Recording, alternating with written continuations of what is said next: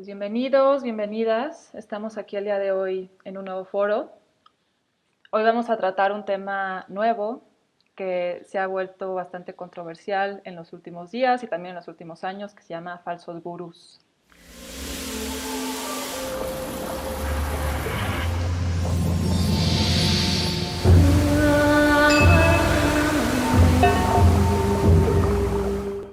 Bienvenidos, muchas gracias por estar aquí. Este es nuestro tercer foro. Muchas gracias por ser parte. Y bueno, el día de hoy tenemos a Carolina Fernández, Sergio Arana, Alejandro Campos, Laila Curi, Ilana Sadia y Oscar Shingu. Muchas gracias por acompañarnos.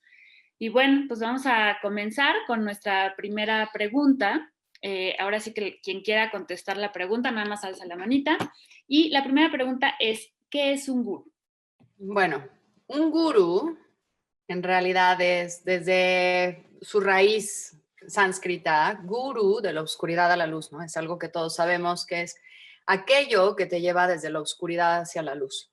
Entonces, por ejemplo, en Tantra no solamente es una persona, sino es algún aprendizaje. Un guru tatua es algún aprendizaje que te revela información para reconocer la fuerza de tu corazón.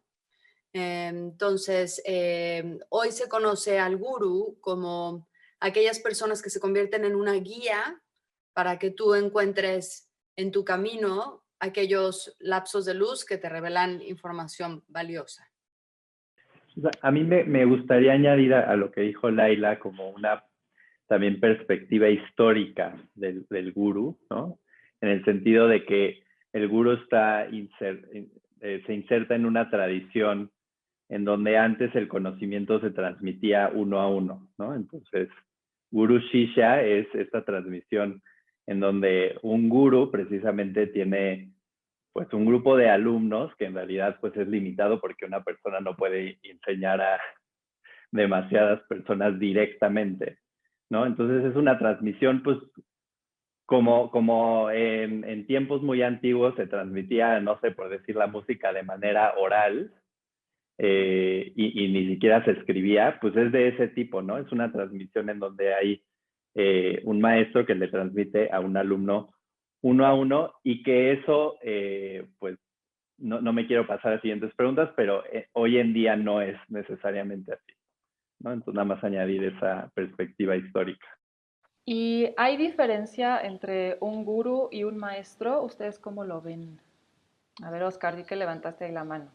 Sí, gracias. Bueno, igual también añadiendo un poco lo que pues Alejandro y la maestra Laila pues comentan o comentaban, justo también se decía que el gurú es una persona o era una persona que había alcanzado la iluminación de su conciencia, es decir, que era algo más que un profesor o algo más que un maestro, ¿no? Entonces, gracias pues a este estado que alcanzaba esta persona de conciencia, el gurú en estas condiciones era su trabajo sacar al discípulo o al alumno, que en aquel entonces pues eran como discípulos, de la oscuridad y revelarle la verdad divina que se oculta o que se ocultaba en el interior del discípulo. Hoy en día, corriéndome un poquito más como hacia la pregunta que estaba surgiendo ya como segunda pregunta, hoy en día justo se confunde un poco, creo que desde mi punto de vista siento que se confunde un poco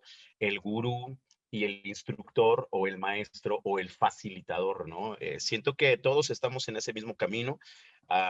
Desde mi punto de vista, creo que no me he iluminado todavía como para que las personas me consideren como un gurú o incluso hasta como un maestro, porque el que, aunque uno enseñe, pues uno también está en este camino y en este camino de aprendizaje. Entonces siento que desde ahí se ha desvirtuado un poco o no desvirtuado, sino más bien ha habido una confusión, incluso que hasta nosotros mismos como maestros o como instructores o como facilitadores hemos envuelto al alumno pues haciéndole creer que pues somos sus salvadores o somos las personas que vamos a iluminarlos o ayudarlos a iluminarlos. Realmente lo que nosotros desde mi punto de vista podemos o a nuestro alcance podemos hacer por los alumnos es enseñarles justo a que escuchen a su maestro interno, ¿no? Que hoy en día ya no, también ya no hay mucho esta tradición que había en el antiguo tiempo, en el que pues uno elegía al discípulo, en el que pues se iban incluso, ¿no?, a vivir con los maestros o con el gurú, sino hoy en día pues creo yo, siento yo que nuestra responsabilidad es enseñar, a ayudarles a los alumnos a que encuentren su propio camino, su propia guía que está dentro de cada uno de nosotros y que nosotros también estamos justo pues en este trabajo. Entonces, desde mi punto de vista, siento que me faltan tal vez varias vidas, espero no tantas, para convertirme en un gurú. A ver, Ilana. O sea, en realidad, de acuerdo a lo que estamos platicando, se venía esta tradición del gurú, era un camino espiritual. Y era poder sacar, ¿no? Que el propio alumno o la propia persona puede encontrar dentro de él mismo su propia iluminación en cuanto a la luz divina que trae en sí para su propio camino. Claro que hay una diferencia muy grande entre un gurú y un maestro, porque un maestro pues es alguien que te enseña algo de cualquier cosa, de cualquier tema, del cual tú aprendes cualquier cosa. Y el gurú es esta persona un poco más espiritual al cual tú vas a... Anteriormente se escogía, el gurú escogía a sus discípulos, pero ahora tú también escoges a quién quieres seguir. Pero en cuanto a este camino espiritual, lo que estás buscando en tu búsqueda interior, pues poder ser una mejor persona, poder crecer en tu crecimiento y desarrollo personal, poder encontrar tu propio corazón y tu luz para poder vivir en este mundo desde un mejor lugar. Entonces, para mí, Ilana, este gurú, pues es esta persona que te ayuda a través de su luz, encontrar tu propia luz. Y un maestro, pues es cualquiera que te viene a enseñar algo. Ahora, hablando de gurús, antes pues era este camino espiritual, ¿no? Se consideraba este gurú. Y hoy por hoy hay gurús de muchísimos temas, gurú de mercadotecnia, gurú de ventas, gurú, que podría yo llamarles maestros, a lo mejor te vienen a enseñar algo, pero se convierten en gurús porque los idealizas como si fuera un dios espiritual cuando es un maestro que te está enseñando algo que te puede servir en tu vida. Sí, bueno, a mí me gustaría, a mí me parece muy interesante la pregunta porque podríamos tener dos marcos, ¿no? El marco como en esta época actual, la moderna, y la época antigua o la parte clásica. Esta palabra ha tenido mucha evolución, como bien lo dice Iliana, creo. El gurú ahora, ¿no? Se ha permitido colocar este término como ese especialista, como esa persona que tiene cierto dominio, ¿no?, de la materia o cierto conocimiento. Entonces, como Steve Jobs, por ejemplo, se le consideró el gurú de la tecnología. Pero un poquito más atrás, yéndonos desde los Vedas hasta el Mahabharata, esta palabra, este término también se le daba a esta persona que tenía la cualidad de guiar a un cierto grupo, que tenía también la cualidad de enseñar las técnicas del yoga, de la meditación, de los pranayamas, y al cual se le tenía que venerar. Entonces, como dice Oscar, tenemos que partir desde qué ángulos estás haciendo la pregunta, porque yo creo que todos aquí hemos vivido experiencias y tenemos la oportunidad de guiar a las personas y buscar que ellas mismas o les damos las herramientas o esta información o que ellos mismos exploren su conocimiento para poder llegar y guiar su vida, pero hasta dónde nosotros podemos contribuir, ¿no?, para lograr que esa persona busque su camino o busque la luz o busque su iluminación. Yo creo que en este mundo tan moderno difícilmente vamos a lograrlo, estamos saturados de muchas cosas, pero es muy interesante que si tenemos la oportunidad de brindarle a esas personas que se acercan a nosotros, que toman una clase, que toman una práctica, decirles que la verdad y la luz está ahí, solo es cuestión de tratar de explorar y buscar, ¿no?, todos esos ángulos para llevar una vida más congruente y más, digamos, más iluminada, más feliz, más ecuánime. Y justo ahí están ya mencionando otro tema, que es esta parte de la relación maestro-alumno o gurú-alumno. ¿Qué sucede en esa relación? ¿Cuál sería la forma ideal en que se dé esa relación? ¿Quién quiere aportar al respecto? Me voy a pegar un poco de lo que decía Sergio y Y sí creo que hay que contextualizar un poco históricamente el tema gurú, y también Alex hablaba de esto. Yo no sé si tiene que ver con que estaba tan metido en el sistema de castas y de la India que, pues mira, quien sabía y quien tenía el conocimiento y la posibilidad de acceder a los estudios de boca en boca o como fuera, eran muy pocas personas y eran como elegidos. Entonces para una familia era un honor que escogieran a un miembro de esa familia para acompañar en ese aprendizaje y se lo llevaban a vivir con ellos y etcétera, ¿no? Entonces, bueno, era un mentor, era un guía, era un líder, era casi un dios. Yo no sé si esa figura es replicable hoy en día. Entonces, esa relación gurú-maestro en ese momento era una dependencia casi absoluta, incluso a nivel económico, pues esa persona pasaba a ser mantenida por la familia del gurú. Pues hoy en día es difícil que alguien haga eso y sin embargo, de alguna manera hay una dependencia y quizá más adelante ese sea el tema que se toque, ¿no? La dependencia empieza a ser emocional y si es verdad que alguien no se va a hacer cargo, la mayoría de los gurús, creo yo, no sé, ninguno se haga cargo de tu manutención económica y de tus necesidades básicas, algunos ashram lo hacen aún. Empiezo yo como alumno, y me voy a poner en esos zapatos ahorita, o como alumno, a idealizar a este maestro y a decir, él tiene todas las respuestas, porque si no me va a dar ninguna otra cosa, me tiene que dar todo lo que yo necesito.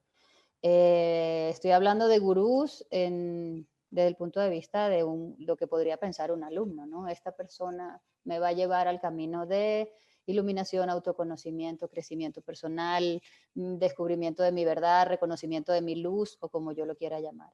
Y ahora me voy a poner en los zapatos de maestros que somos todos, de lo que sea. Qué difícil ser gurú, y yo ni en esta vida, ni en 4, ni en 5 tengo muchas ganas, Oscar. Me da mucho miedo la responsabilidad de guiar a alguien que probablemente esté acercándose a mí, o que todo el mundo se acerca a un maestro o a una clase con distintas necesidades. Entonces yo no sé qué traumas, qué carencias, qué características psicológicas trae esa persona. Entonces esto puede devenir en un montón de cosas de las que termino siendo responsable sin ni siquiera yo haberme proclamado gurú, ¿no? Entonces también hay como una necesidad muy marcada de creer. ¿Sí? Hay como una sed de creer y de buscar a alguien que sea más iluminado que yo o que parezca, y de agarrarme, ¿no? Eso lo llaman por ahí la cultura del follower, ¿no? Con mucho respeto lo digo, porque todos somos follower de algo. Y entonces empieza a crear una relación toda muy bizarra y muy, muy retorcida de todo lo que tú hagas está bien, ¿no? Entonces el peligro es creérselo, creo. En el caso nuestro es creérselo. Eso me parece un riesgo enorme, ¿no? Muchas gracias, Caro. Laila. Y luego Oscar.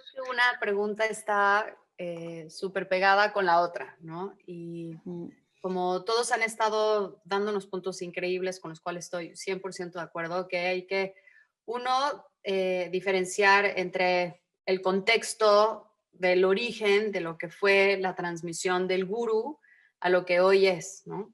Y un poquito sumado a lo que dice Caro, que lo más importante aquí es que es algo, por ejemplo, en Yoga Expansión lo que nos enfocamos muchísimo es en regresarle el poder al otro, ¿no? O sea, no tratar de responsabilizarnos a los que estamos como de cierta manera compartiendo algún recorridito que hemos hecho antes, ¿no? Algún aprendizaje que ya hemos tenido, como más allá de ser una guía, ¿sí? Lo importante aquí es que el otro recuerde que el maestro siempre está dentro de ellos, porque de aquí nacen como esta bola de como dice Tis, falsos gurús, ¿no? Y ahorita lo hemos visto que está súper a flor de piel, y que cuando alguien llega a trabajar con sus siddhis, ¿no? Por ejemplo, en Tantra, los siddhis, más allá de ser poderes que adquieres a través de la práctica constante, ¿no? En Tantra se denomina a los siddhis como una puerta a la humildad, ¿sí? Una puerta para aprender a bajar los humos y acordarte que siempre estás a nivel de cancha, ¿no? Que siempre es una relación horizontal. Y sí, reconozco que hay maestros iluminados. Yo he tenido maestros iluminados en mi vida, ¿no? Por ejemplo, seres que han sido guía en mi vida, como Bueno, he estado cerca de Gurumay, he estado cerca de Ama, de varios seres que es una luz y que están en otro estado, en otro nivel de conciencia. Sin embargo, creo que los que estamos en el camino de la enseñanza y compartimos, nuestra responsabilidad siempre es el de regresarle el poder al otro y no creerse que porque hay gente que cree que porque hace buenos pranayamas ya tiene un poder, ¿no? O porque hace una asana increíble o se para de manos, tiene otro poder. O porque puede hacerse un pretzel, tiene otro poder. Y esos no son los poderes, ¿no? En realidad los siddhis son esta llave a la humildad en donde nuestra responsabilidad es justo regresarle el poder al otro y recordarle que el maestro está dentro de ellos. Gracias, Lai. Oscar, ¿querías decir algo? Sí, justo pues comentando, retomando como un poco lo de Caro y que pues Laila ya lo contestó de una manera increíble. Tocamos una palabra que no habíamos tocado, que es humildad, que es una de las grandes cosas, uno de los grandes, de las grandes enseñanzas que justo el gurú transmitía. Siento yo que hoy en día justamente hay otra palabra que mencionaron por ahí que se llama idealizar. Siento que eso es lo que ha causado precisamente ese desenfoque, esa desvirtualización, en el que entonces idealizamos al maestro, y siento yo que también parte de la responsabilidad del maestro, como decía Laila, es regresarle el poder al alumno. Entonces, cuando no le regresamos poder al alumno, permitimos que esos alumnos nos idealicen como gurús o como guías espirituales. Entonces, obviamente, pues en esa idealización, cuando estos alumnos se enteran que somos unos simples terrenales, igual que a nivel de cancha, obviamente se súper decepcionan y obviamente tal vez hasta se salen de este camino, ¿no? Es como, ay, cómo mi maestro está tomándose un mezcal, o cómo mi maestro, cómo es que, pues fuma también, cómo es que mi maestro, ¿sí me explico? Entonces idealizamos nosotros como maestros, nosotros como alumnos, idealizamos al maestro, pero también el maestro, ahora lo veo yo desde esta parte de instructor, no le devolvemos el poder a nuestros alumnos, el hacerlos responsables de su propio poder, ¿no? Entonces, los dejamos que se idealicen, no les recordamos esa palabra súper importante, ni siquiera nosotros a veces nos recordamos o se nos olvida esa palabra de, pues, humildad, ¿no? Estamos en ese mismo camino y entonces pensamos, ¿no? Ya en la actualidad pensamos que porque nos siguen, pues, un millón de personas, entonces pensamos y nos sentimos y nos creemos y perdemos, pues, completamente el piso. Siento que de ahí es donde desprende también un poco, o donde nace pues el falso gurú, ¿no? Que ni siquiera lo hacen, tal vez, ni siquiera lo hacen con la intención de volverse un falso gurú, sino simple y sencillamente se pierden en el camino, como muchas personas se han perdido, no nada más en esta filosofía, sino en todas las filosofías. Siento que la palabra humildad es algo que debemos recordar y que siento yo y que yo, bueno, he visto a los grandes maestros, a los grandes gurús, que su cualidad justo es esa, la de la humildad, ¿no? La de la humildad y obviamente devolverle el poder a sus seguidores o a sus alumnos. Muchas gracias, Oscar. Y bueno, hablando un poquito más del lado como del alumno, ¿por qué creen que hoy en día se están viendo como tantos abusos de parte del maestro? O sea, ¿cómo debería de ser la relación alumno-maestro? ¿No? Como veíamos que en la antigüedad pues era una relación como muy estrecha, ¿no? Que iban como muy de la mano, pero hoy en día, ¿por qué se estará dando tanto ese abuso de parte del maestro? Ilana. Bueno, primero quería hablar tantito sobre lo que decías, cómo debe ser la relación entre maestro-alumno. Y claro, como Laila lo dijo, no es una relación de iguales. A final de cuentas, yo sé algo que tú vienes conmigo para aprender de mi camino de vida, ¿no? Es algo que me distingue a mí porque yo ya a lo mejor pasé por ahí, o porque yo ya estudié un poco más, o porque yo ya tengo un valor agregado que tú estás necesitando, ¿no? Encontrar en tu vida. Pero a final de cuentas, yo por lo menos personalmente, cada vez que doy una clase, aprendo muchísimo de mis alumnos. Entonces, ellos también son mis maestros. Cada uno, cada vez que viene a una clase y demuestra, ¿no? su potencial en cualquiera de las formas, físico, mental, emocional, yo aprendo de ellos. Y esa es mi motivación para seguir también, ¿no? Dando clases. Y no porque no es esta jerarquía de yo estoy arriba y tú estás abajo, sino al final de cuentas estamos en esto igual. Y contestando a lo que dices tú, Liz, claro que devolviéndole su poder porque estamos en este igual. Yo no soy más que nadie, ni ellos son menos que yo. Y yo quería mencionar ahí un poquito el tema de, como maestro, tienes que reconocer, o sea, el tema de libertad, poder personal y este camino de libertad. Si tú te vuelves, si tú haces que el alumno se enganche a ti como en una rienda, estás como encarcelado tú a él y él a ti, y no estamos cada quien como siendo nuestra mejor versión en nuestro camino de vida, sino que estamos yo, maestro, hacia el alumno y el alumno hacia el maestro. Entonces yo pienso mucho en devolverle su poder, pero reconocer mi libertad, yo no dependo de ti y tú no dependes de mí. Es tu libertad, es tu propio camino. Y entonces lo que decías, Liz, de por qué ahorita hay tanta dependencia, porque siento que tristemente vivimos en un mundo en donde nos enfocamos mucho hacia el tener y no hacia el ser. Y eso tiene demasiados vacíos adentro de quién soy. Y entonces vamos buscando esta dependencia, queremos agarrarnos, queremos aferrarnos de algo que nos determine nuestra vida. Y a veces lo encontramos en un profesor y le depositamos todo lo que estamos necesitando. Y se vuelve esta dependencia hacia el maestro, y el maestro en su ego, porque el tema de la fama, que hoy es muy fuerte, porque sí viene toda la mercadotecnia de cuántos likes, cuántos followers, cuánto te siguen, cuántos grupos de millones de personas, se vuelve la fama, crece tu ego, te pierdes de la humildad, y eso al maestro lo hace sentirse bien. Entonces también viene de una carencia, ¿sí? ¿Qué me está llenando a mí? Que esa relación de dependencia maestro-alumno, alumno-maestro nos está funcionando y nos está sirviendo, pero no estamos siendo libres. Entonces creo que es de este vacío existencial que hemos tratado de llenar con tantas cosas afuera, que hace que esta relación entre maestro-alumno, o que idealicemos a nuestro maestro, se esté dando, porque no estoy bien conmigo, porque hay algo que me está faltando. Y ahí ya, bueno, ya mencionaron varios puntos, que es la parte de la dependencia que se puede desarrollar en ese vínculo. Ya también mencionaron la parte de las heridas que puede tener el alumno, y pues es una forma de utilizar esas heridas como una manera de manipulación, se podría decir. ¿Qué otro punto ven ustedes que se presenta que puede desatar ese abuso o colocar a esa persona o ese maestro como un falso gurú? A ver, Ale. Sí, o sea, yo creo que voy a volver a la definición de gurú, ¿no? De esta idea de disipar la oscuridad, ¿no? O mostrar una luz. Y Laila lo decía al principio, que los aprendizajes mismos también pueden ser gurús, ¿no? Y creo que ahí hay una confusión en que yo creo que el yoga mismo puede ser un gurú.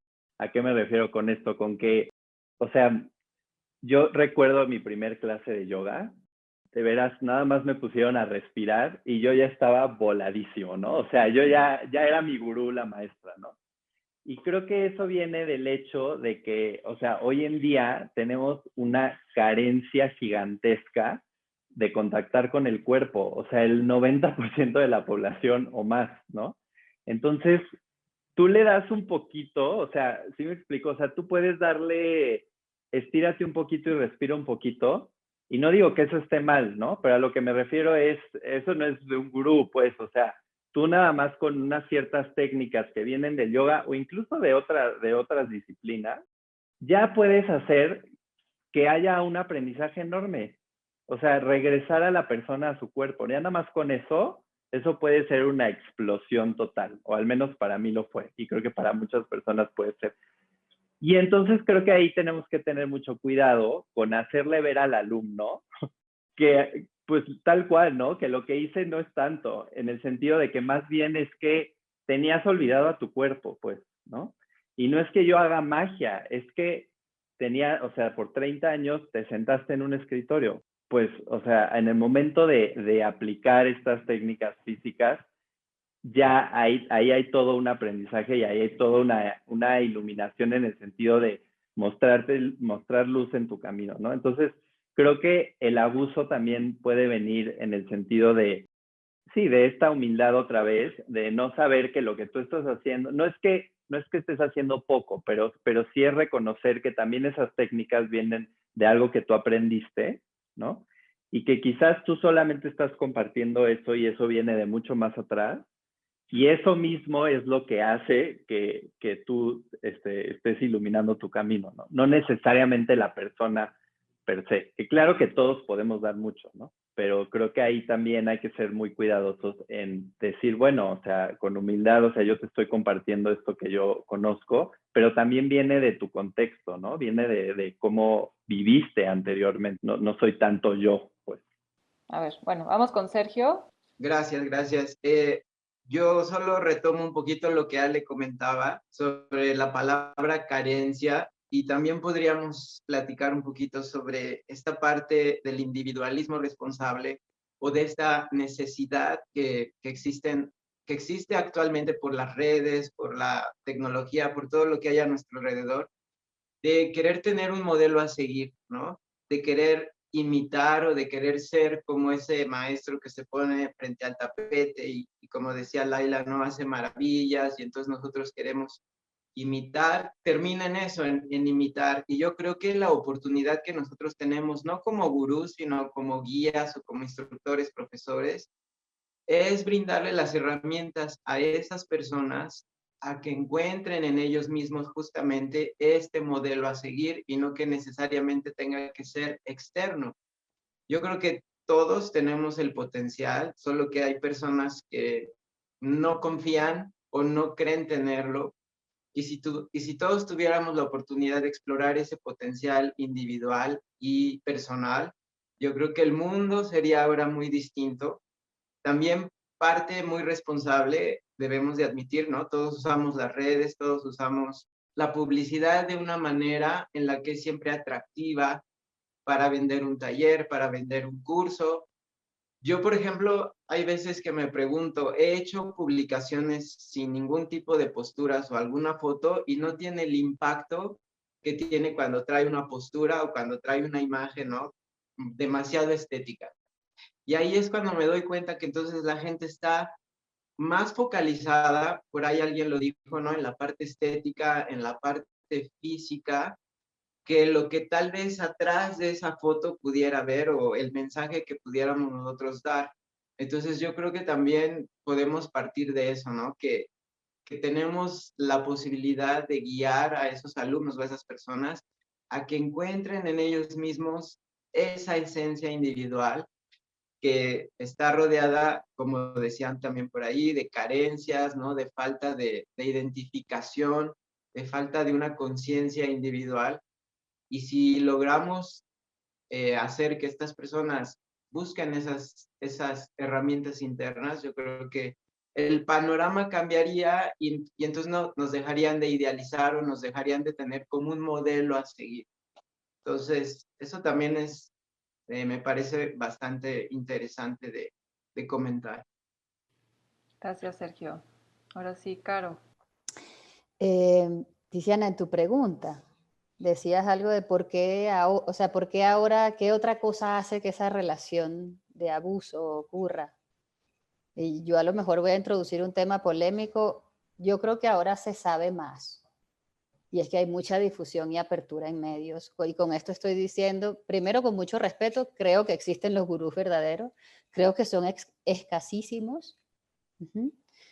En cuanto a personas gurús, ¿no? Y sí, estoy de acuerdo con Laila y Ale y todo lo que han dicho, que hay experiencias que son tus propios gurús, tus padres pueden ser tus propios gurús, etcétera, ¿no?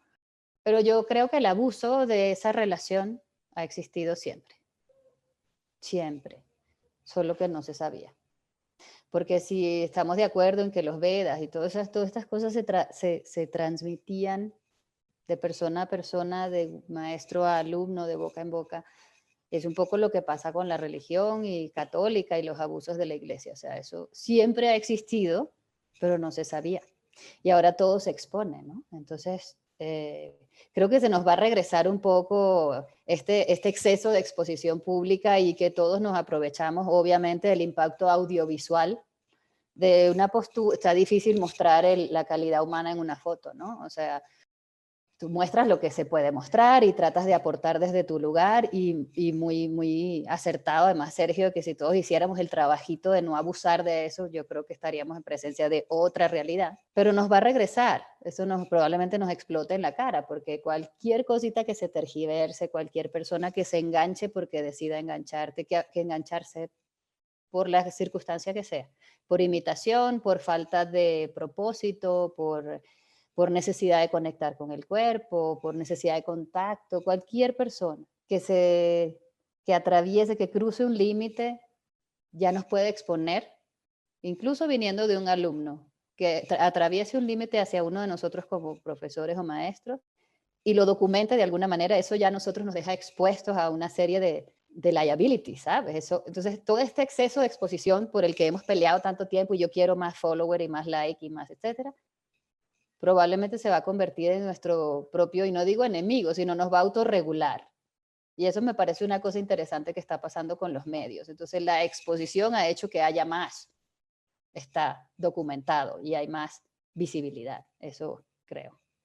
Sí, y además tenemos que también entender los tiempos que estamos viviendo, en donde esta información espiritual, que como ya mencionaron antes era de uno a uno, de repente se abre y así como los alumnos ya pueden tener acceso a ello, también la gente que enseña, a lo mejor aprendió un poquito y ya está dando clases, ¿no? Pero porque tuvo acceso a esa información. Entonces sí hay una exponenciación de todo, no solo del maestro, sino de toda la información con la que hay que tener mucho cuidado cómo se maneja.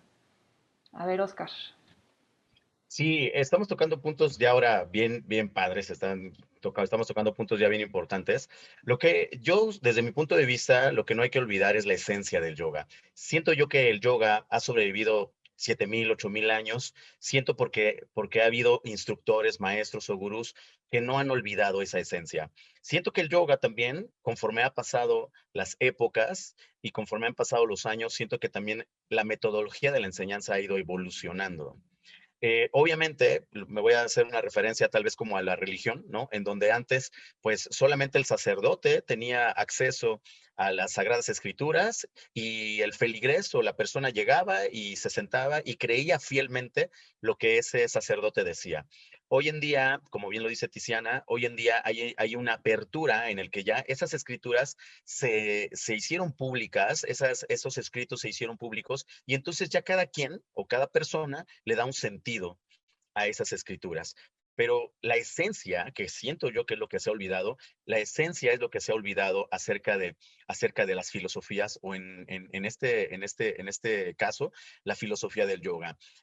No sé, voy a mencionar tal vez los dos primeros, las dos primeras ramas del yoga, que una de ellas es pues, los yamas y los niyamas, y dentro de ellos viene algo que es bien importante, que es ahimsa, ¿no? Que es la no violencia, que no solamente el no violentar, ¿no? Pensamiento en palabra o en acción. Y después viene otra que se llama satya, ¿no? Que nos han enseñado que es el ser verdaderos. Pero el ser verdadero siento yo que también, y que creo que también hacia allá voy un poquito el punto, tal vez los voy a perder, pero hacia allá es donde creo que se ha desvirtuado o hemos perdido el camino, porque se nos han olvidado al menos esos dos primeros, ¿no? El ahimsa, que es la no violencia, siento yo que si nosotros se nos queda podemos o logramos definir realmente lo que es el ahimsa, podríamos utilizar cualquier cosa que esté a nuestro alcance, redes sociales, no sé, toda esta tecnología, podremos ocupar todo eso si no se nos olvida la ahimsa y si no se nos olvida satya, ¿no? Que es la verdad, el ser verdaderos, el no ser falsos. No quiere decir nada más el ser amante de la verdad y hablar con la verdad, es incluso el no mostrarnos sin máscaras. ¿Sí? El mostrarnos sin máscaras, como realmente somos. Siento que hoy en día, en toda esta parafernalia, ¿no? De exponerme como realmente un maestro o un gurú, se nos olvida esa parte de Satya, ¿no? Y entonces andamos imitando nosotros mismos y andamos hasta, ¿cómo se puede decir? Eh, comportándonos de otra forma que no somos nosotros mismos, ¿no? A mí muchas veces me dicen, es que ya conociste el yoga y entonces ya cambiaste. Y yo les digo, no, es que encontré mi verdadera esencia, yo siempre he sido así, solo que no sabía acerca de mi verdadera personalidad, ¿no? Y entonces nos da miedo presentarnos ante los demás como lo que realmente somos nosotros. Y entonces, Y entonces, dentro de ese miedo, nosotros mismos tratamos de mostrarle a los alumnos una personalidad que no somos nosotros mismos. Muchas gracias, Oscar. Y bueno, pues en base a lo que todos más bien que todos han comentado, entonces podemos llegar un poquito a la conclusión de que en realidad este tema del abuso es responsabilidad tanto del alumno como del maestro, ¿cierto? Entonces, ¿cómo creen ustedes que podríamos replantear esta relación alumno-maestro para que se pueda volver un poco más saludable? Justo quería hablar de eso, porque Oscar menciona la responsabilidad del maestro y Tiziana pregunta, ¿no? Teniendo toda esta información a la mano, que cualquiera se certifica o cualquiera aprende algo y empieza a enseñar yoga de alguna manera de lo que se sabe, pues la responsabilidad es tanto del maestro, pero maestro que tiene su corazón en el camino del yoga, retomando lo que Oscar dice, la esencia del yoga, que, ¿no? Retomando, si realmente quieres enseñar yoga, pues desde la esencia del yoga como maestro. Entonces nosotros, que, bueno, yo personalmente, que sí es un camino que me ha dado bienestar, luz, sanación, cómo ser mi mejor versión, mejor persona, y que eso me hace sentir también que esa es mi motivación como para seguirlo transmitiendo, pues arraigada a la esencia del yoga, de la no violencia, verdad, cómo cuidarte, cómo cuidar a los otros, cómo sentir esa unión.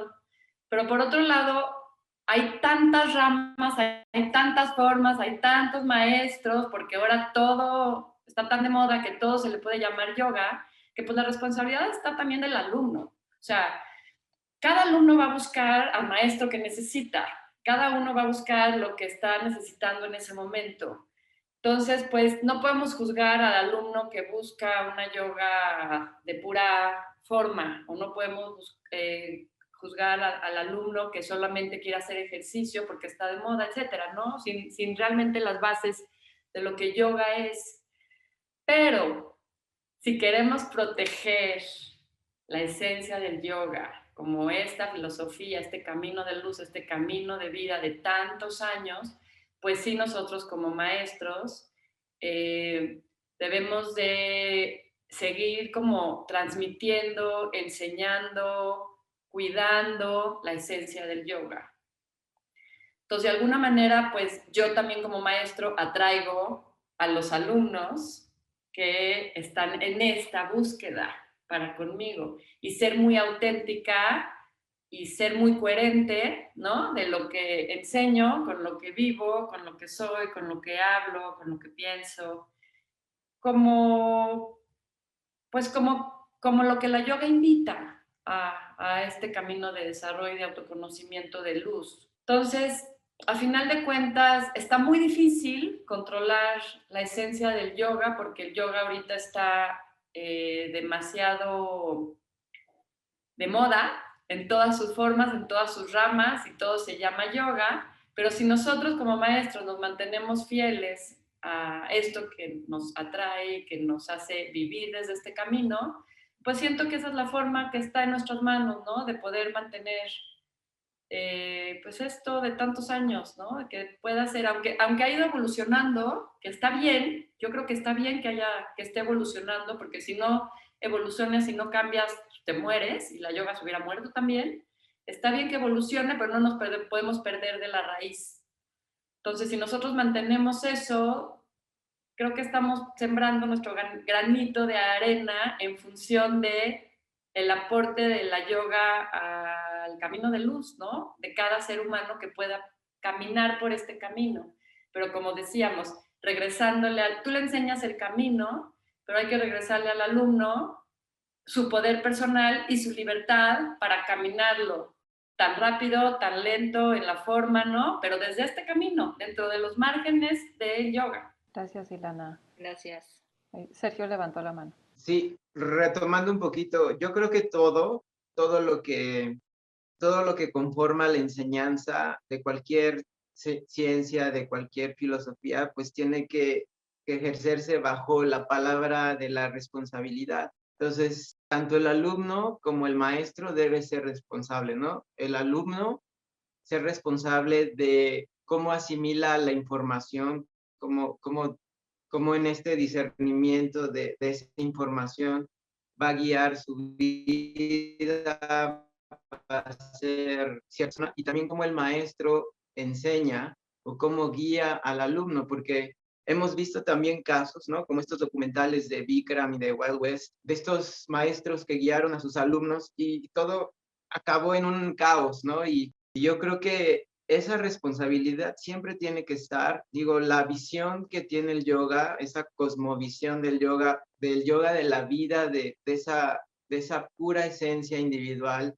del ser, yo creo que independientemente de las herramientas o los métodos modernos, ¿no? Como estamos ahora invadidos de tantas técnicas, de tantos métodos modernos, todo si se hace con responsabilidad y congruencia, yo creo que va a ser para un bien común. Y también retomando un poquito lo que comentaba Oscar sobre la verdad y sobre esta esencia y el respeto, pues ciertamente es objetiva y subjetiva, ¿no? Porque la verdad según quién o esta falsa identidad según quién, porque nadie va a tener siempre la verdad absoluta. Unos nos van a ver de una manera, otros nos van a ver de otra forma, pero ciertamente si nosotros, como dice Oscar, partimos de quién soy realmente y qué es lo que quiero enseñar o quiero transmitir, yo creo que todo va a ser pues para una mejor enseñanza o para una mejora, ¿no? Que esas personas que se acercan a nosotros, si reciben un conocimiento, una información desde el corazón y desde esta parte de la esencia y de la verdad, ya será su responsabilidad de ellos de interpretarla y traducirla en su vida. Y ahí, Sergio, estás metiendo un punto muy, muy importante, que ya con esto me gustaría cerrar, y ahorita le doy la palabra a ver quién, en donde cómo elegimos de quién aprender o cómo elegimos a nuestro maestro, de qué depende, porque ya dimos ahorita muchos puntos de vista y muchas razones que pueden generar este concepto de falso gurú. No es una sola cosa, son muchas cosas. Entonces, ¿cómo podemos invitar a las personas que a lo mejor quieren meterse más a la espiritualidad a elegir a esos maestros? ¿Cuál sería como los puntos que ustedes le darían a esas personas? A ver, Caro. Voy a ser breve. Justo decías tú, Liz, ¿cómo replanteo esa relación? O sea, si la persona tiene la iniciativa de acercarse a este camino de yoga, meditación, asanas o lo que sea, ahora como maestro yo sí, lo recibo por la razón que sea, que se mueva, que queme calorías, que trate de hacer el loto, que hay miles de razones. Yo creo que en el tapete ocurre una magia, pero como maestros quizás es invitar a las personas a trabajar el desapego, la desidentificación con uno, porque si estamos siendo coherentes con todo lo que hemos dicho, yo no tengo ninguna necesidad de que ese alumno se quede conmigo. Si yo soy solamente un guía que lo estoy dirigiendo para que consiga ese camino hacia su interior, hacia su tranquilidad, hacia su autoconocimiento, no pasa nada. Si hoy practicas conmigo, mañana practico con Sergio y en la tarde me voy con Ale y el fin de semana hago taller con Oscar. Y quizá debería ser así. Y ahí es donde creo que estamos, o sea, estas iniciativas son hermosas porque eso es como una colaboración. Y entonces hay una desidentificación de yo no soy la alumna de Ilana o yo solo hago lo que Laila diga, ¿me entiendes? O sea, no, yo tengo varios maestros, de todos aprendo algo en cualquiera de los aspectos de la práctica de yoga y quizá eso es una buena manera de que se rompa este vínculo que parece que hay una dependencia emocional con un maestro y si el maestro está enfermo o de vacaciones yo no practico más y etcétera. Yo creo que eso podría funcionar. Entonces esto de las colaboraciones, de unirnos entre maestros para presentarnos como un frente común que defiende pues la práctica del yoga, las bases del yoga, cada quien desde su trinchera, me parece interesante. Eso creo que es una buena manera de replantear esa relación. Gracias, Caro. Ale. Yo creo que hay que darle herramientas a los alumnos para ser críticos y confiar en que todos los alumnos pueden ser críticos. Lo que quiero decir con esto es como que a veces siento que tenemos esta sensación como si hubiera alumnos tontos y yo no creo que haya alumnos tontos. O sea, si tú le das las herramientas a los alumnos para entender que es una buena clase de yoga, o sea, si tú lo vas guiando, ¿no? Y le vas explicando por qué esto es así y no de esta otra manera. Porque a lo mejor no está bien entrar sin calentar el cuerpo y ya irse a no sé qué. pues el alumno se va a dar cuenta cuando vaya a una clase mala de que es una clase mala, ¿no? Entonces, creo que ahí sí es confiar en la capacidad crítica de los alumnos, pero también darle las herramientas y sí ser explícito, pues, en por qué haces las cosas y explicarle. Eso creo de la última. Y no sé si pueda decir algo respecto de lo anterior, nada más para cerrar. O ya estamos muy... Sí. Ok.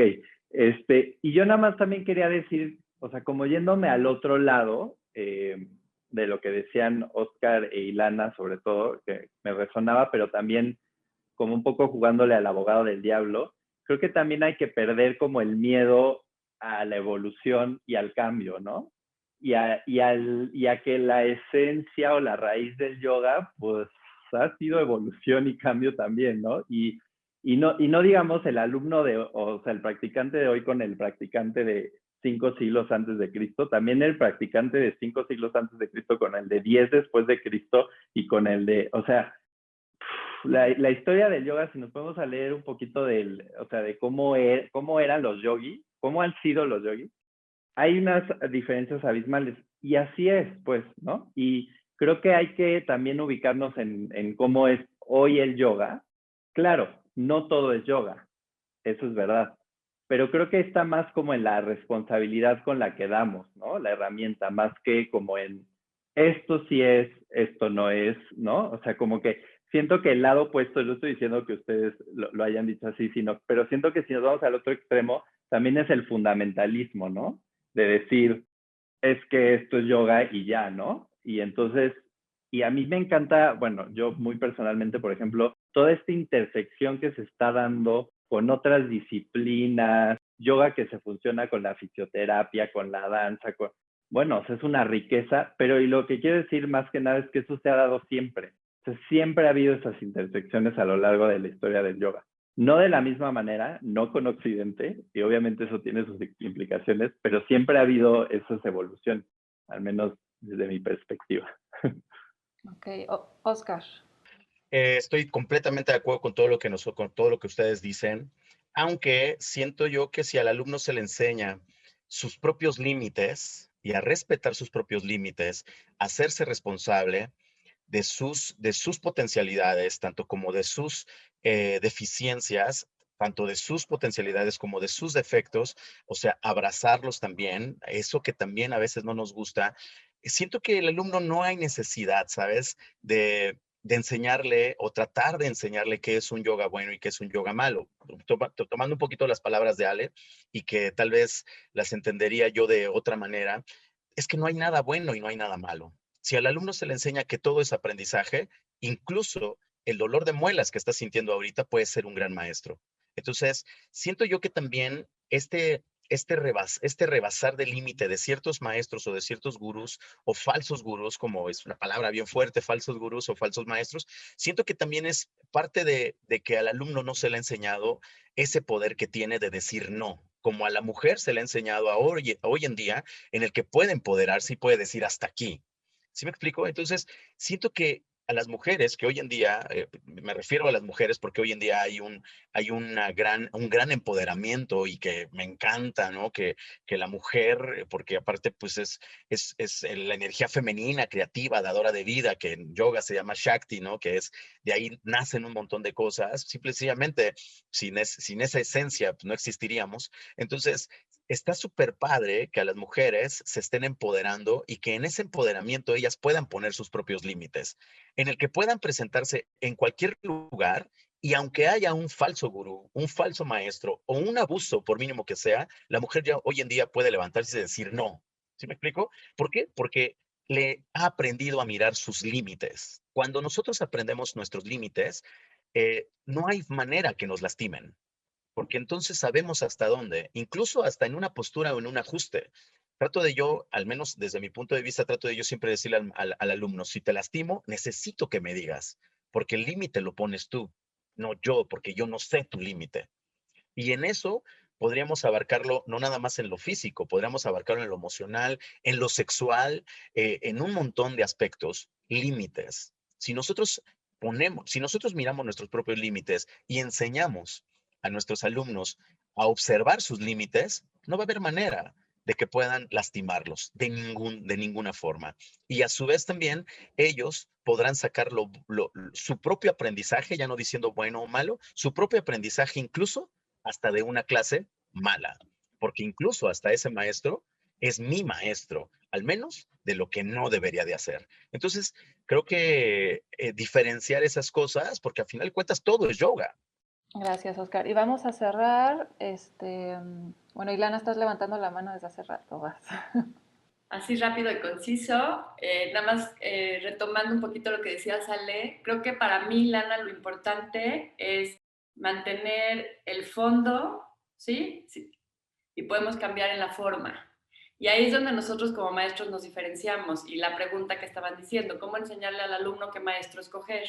Pues cada uno de nosotros, si mantenemos el fondo, la esencia de la yoga, y le ponemos nuestra forma, porque le estamos poniendo nuestra esencia, nuestro corazón, ¿no? Nuestra energía, cada quien, ¿no? Desde lo que somos seres diferentes cada uno de nosotros, pues creo que ahí es donde tenemos esta responsabilidad, ¿no? De transmitir lo que la yoga es para el alumno, enseñarles el camino. Y entonces, para el alumno, pues, como decía Caro, que está increíble, ¿no? Darles esa opción, esa posibilidad, prueba. Hay diferentes maestros, ¿no? Diferentes estilos, porque, pues, estilos, no sé cómo llamarles, si son estilos o no, todo viene de lo mismo.